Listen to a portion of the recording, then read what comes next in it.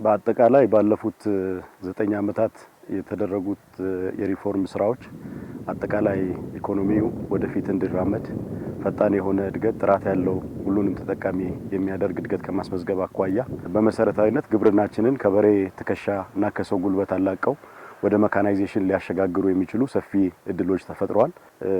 የነበሩን የማሽነሪዎች ብዛት በጣም ዝቅተኛ ነው የነበሩት። ምክንያቱም ደግሞ በማሽነሪ መጠቀምን የሚያበረታታ የፖሊሲ ማቀፍ አልነበረም። ከቀረጥ ነፃ የማስገባት ለአርሶ አደሮች ብድር የማቅረብ በዛው ሂደት ውስጥ ያለ ደግሞ የሰው ኃይል ስልጠናና ልማቱ ትኩረት ያገኝ አልነበረም።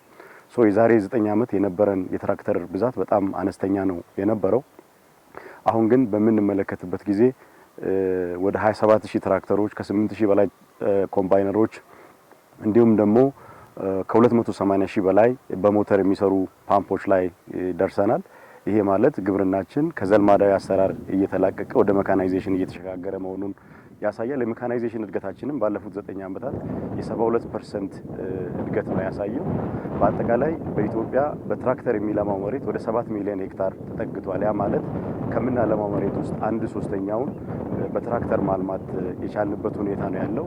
ይሄ የምርት እድገቱንም አጠቃላይ ለገበያ የማምረቱንም ጉዳይ አርሶ አደሮችን ህይወት ከመቀየር አኳያ ትልቅ ለውጥ እያስመዘገበ ነው ያለው። ባለፉት 9 ዓመታት የተደረገው ሪፎርም በአንዱና በመሰረታዊ መመዘኛ ካየነው የግብርና ትራንስፎርሜሽንን ለማረጋገጥ ወደ መካናይዜሽን የተደረገው እንቅስቃሴ በእጅጉ ተስፋ የሚሰጥ ነው። ሁለተኛ ግብርናውን ከዝናብ ጥገኝነት ወደ መስኖ ለማሸጋገር የተደረገ እንቅስቃሴ ነው። ባለፉት 9 ዓመታት በርካታ የመስኖ አውታሮች ሲለሙ ነው የነበረው። በዚህ ሂደት የመስኖ ሽፋናችን ከአመት ወደ አመት እየጨመረ መጥቷል። በዘንድሮ አመት እንኳን ብቻ ብንወስድ የስንዴን ሽፋን 4.2 ሚሊዮን ሄክታር በመስኖ ለማልማት አቅደን እየተንቀሳቀስን ነው ያለነው። ስለዚህ ከ9 ዓመት በፊት የመስኖ ስንዴ ልማት ምንም የሚታሰብ አልነበረም። በዘንድሮ አመት ግን ወደ 3.87 ሚሊዮን ሄክታር በመስኖ ልማት መሸፈን ችለናል።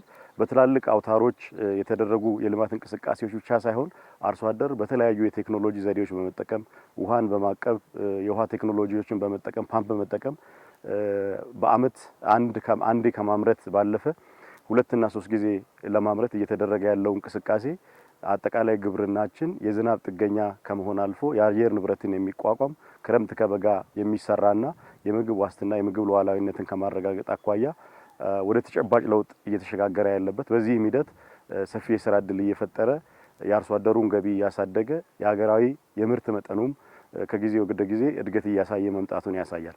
ሶስተኛ በመሰረታዊነት የምናየው አጠቃላይ የምናመርተው ምርት ለምግብነት ብቻ ወይም ደግሞ ከእጅ ወደ አፍ ከሆነ የአመራረት ዘይቤ ተላቀን ለገበያ ወደ ማምረቱ ያደረግነው እንቅስቃሴ ነው ማለት ነው።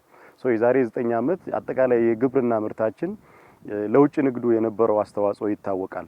አገራዊ አጠቃላይ የኤክስፖርት ገበያችን ከ3 ቢሊዮን ዶላር በታች ነው የነበረው በአመት። አምና የደረስንበትን ደረጃ ብቻ ወስደን ብናይ እንደ ሀገር 8.2 ቢሊዮን የአሜሪካ ዶላር ከውጭ ምንዛሪ ወይም ደግሞ ከሸቀጦች ንግድ ብቻ ማግኘት ችለናል። ከዛ ውስጥ የግብርና ድርሻ 50 በመቶ ወይም ደግሞ 4.2 ቢሊዮን የአሜሪካ ዶላር ገቢ አስገኝቷል ማለት ነው። ከዚህ አንፃር ግብርናችን አርሶ አደራችን አርብቶ አደራችን ከእጅ ወደ አፍና ለምግብነት ከማምረት ባለፈ በዓለም ላይ በጥራትም በመጠንም ተወዳዳሪ የሆኑ ምርቶችን በማምረት እድገቱ በዚህ ደረጃ ሊመዘገብ የቻለበትን ሁኔታና ተስፋ ሰጪነቱን ያሳያል ማለት ነው።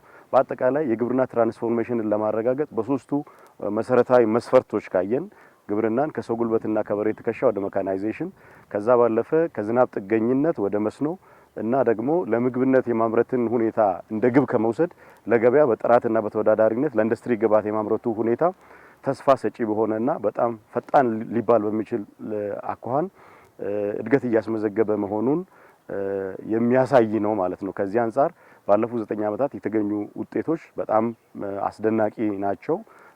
ለአፍሪካ ሀገራት ለታዳጊ የዓለም ሀገራትም ምሳሌ ሊሆን የሚችል ኢትዮጵያ ትታወቅበት ከነበረው በዝቅተኛ ምርታማነት በረሃብና በተረጂነት ስሟ ሲጠቀስ የነበረች ሀገር አሁን በራሷ ጥረት በትክክለኛ ፖሊሲ በመደመር መንግስት እሳቤ ያንን ታሪክ ሽራ አዲስ የታሪክ ምዕራፍ በዚህ መስክ ማስመዝገብ መጀመሪያውን የሚያሳይ ነው። በዚህ ሂደትም በርከት ያሉ ሀገሮች የኢትዮጵያን የግብርና አፈጻጸም እንደተሞክሮ በማየት ተሞክሮን ለመቅሰም እውቀት ልምድ ለመውሰድ የሚመጡበት ሁኔታ እየሰፋ መምጣቱን ያሳያል ማለት ነው።